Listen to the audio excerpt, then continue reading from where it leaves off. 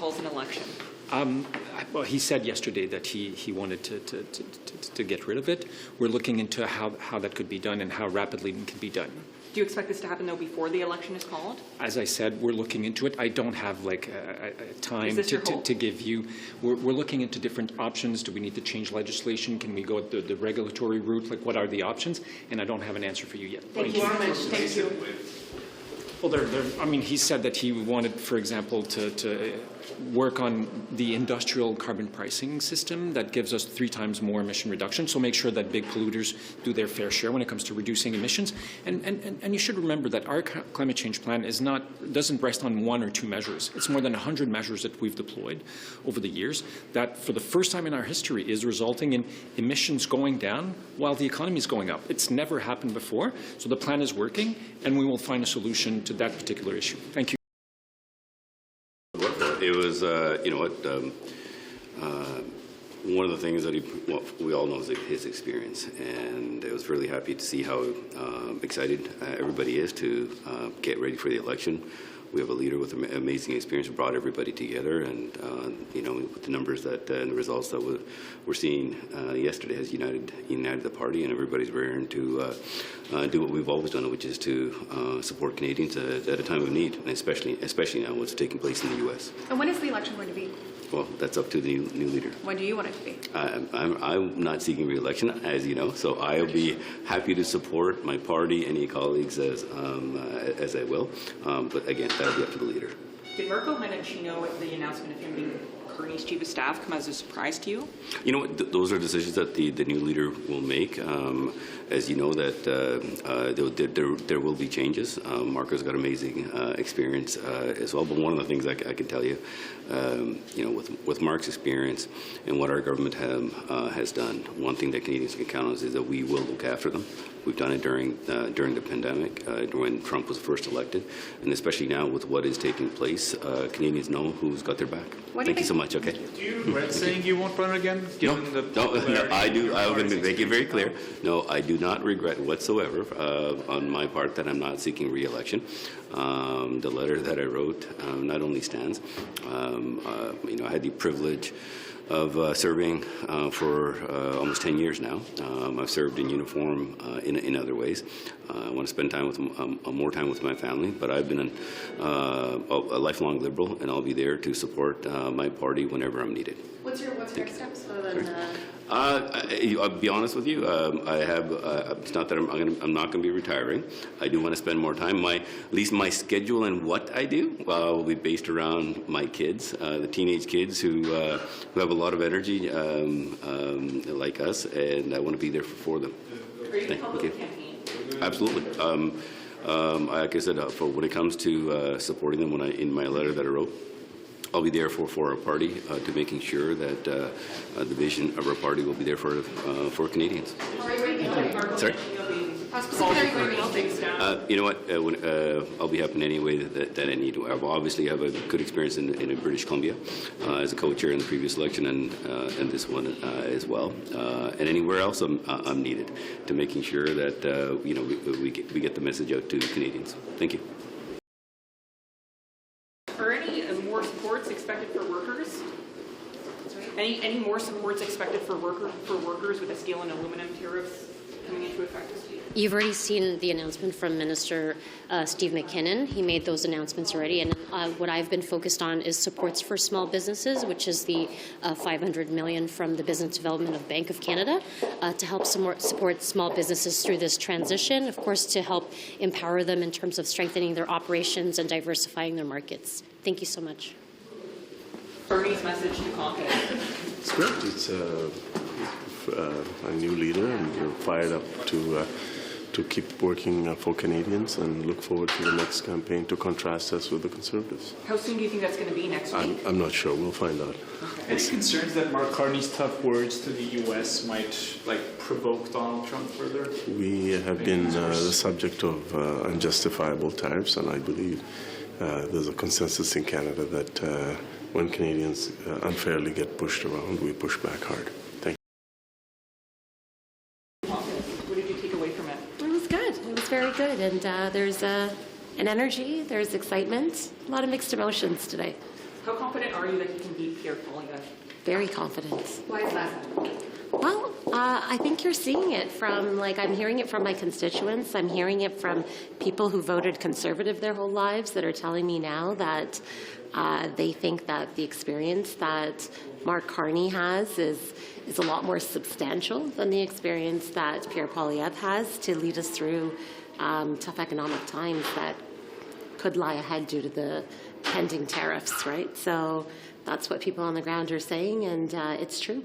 Did Carney give you a sense of how soon he wants to hit the election campaign? I think he came out and he spoke to the media at that time too. So no, he didn't mention any dates or anything like that.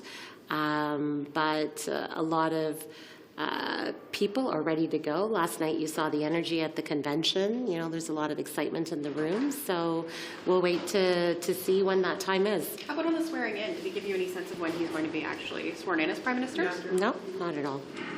Yeah. How long do you think it's going to be?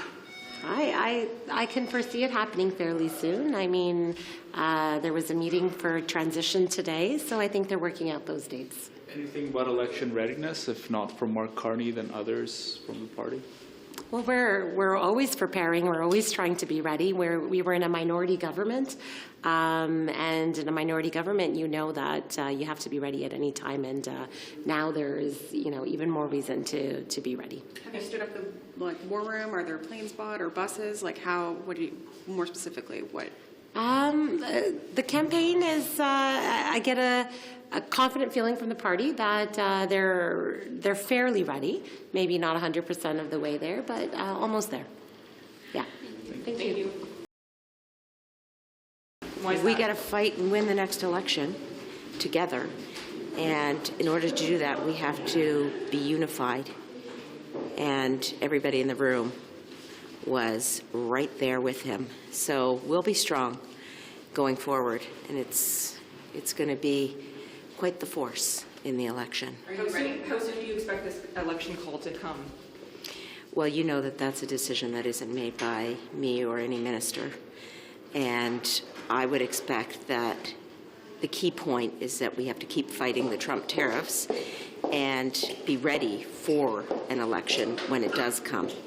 And those two items may converge, but regardless, we have to stand strong for Canada, and we have to fight for progressive values. And that's what we will do as a team, as a united team. And if last night showed us anything, it is that the Liberal team is united. Thank you so much. Are you ready for an election personally? Yes, I am. Have you rented your campaign office, all that kind of stuff? We have all the balls in motion, and would love to see you out in Oakville. Thank you. Terrible thing. Was this the last cabinet meeting? Yes. And how do you feel leaving it? I feel terrific. I feel really terrific because I'm so proud of the work that we've done, and you know, I certainly will not be running again. So to be able to be the longest-serving trade minister, to be there with my cabinet colleagues, to be with the Prime Minister, and reflect on the work has been really terrific, and it's been the honor of my life. And spending time with all of you, it's been the honor of my life to. To work with all of you and to talk to Canadians through you. So thank you all so very much for the work that you do. So thank you. No regrets about not running again? No, I'm looking forward to a next chapter, and I feel thrilled about being elected 3 times. The people in my riding are extraordinary. Serving in trade, getting a lot of things done.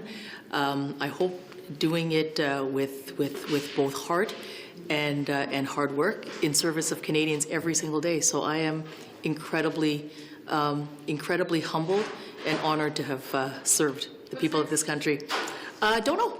You don't have any ideas? Nope. Would your writing be a potential one for Mark Carney to run? That I don't know. That I think you'll have to ask him.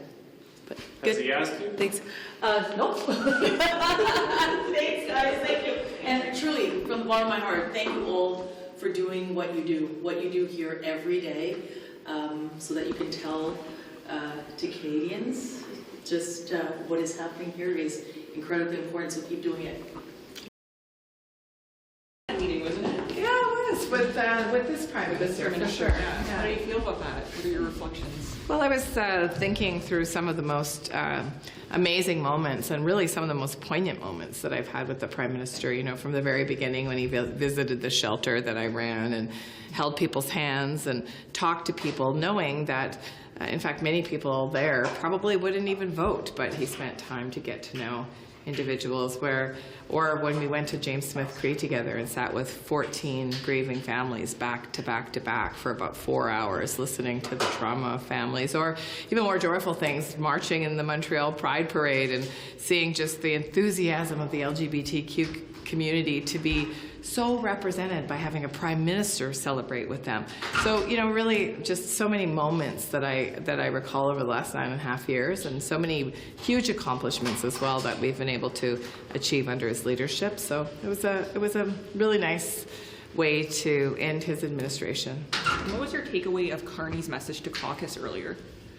Well, I think, you know, look, I think he represents a different style of leadership. I think people are really excited about him. I think he brings a lot of humor, which I really appreciate. He's also a really serious leader. He's had some really significant experiences with very difficult situations, and I think that's exactly what our country needs right now.